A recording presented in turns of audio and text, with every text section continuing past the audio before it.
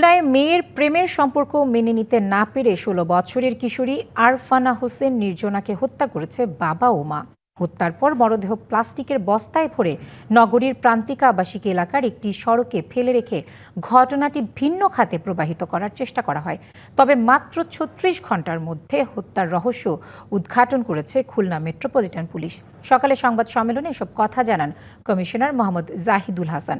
বলেন, নিহতের মা আরিফা ইয়াসমিন সীমাকে গ্রেপ্তার করা হয়েছে। তিনি আদালতে ফৌজদারি কার্যবিধির ১৬৪ ধারায় স্বীকারোক্তিমূলক জবানবন্দি দিয়েছেন।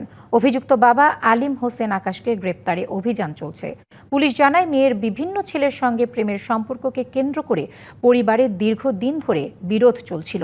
সেই বিরোধের জেরে তর্কের এক পর্যায়ে বাবা মেয়ের মাথায় লাঠি দিয়ে ৩-৪টি আঘাত করেন। অতিরিক্ত রক্তক্ষরণে মেয়েটির মৃত্যু হয়।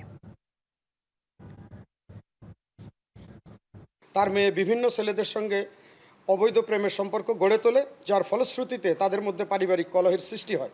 উক্ত পারিবারিক কলহের কারণেই নিজ কন্যা আরফানা হোসেন নির্জনাকে হত্যা করেন। পরবর্তীতে তিনি স্বেচ্ছায় ফৌজদারি কার্যবিধির ১৪৪ ধারায় বিজ্ঞ আদালতে দোষ স্বীকারোক্তিমূলক জবানবন্দি প্রদান করেন।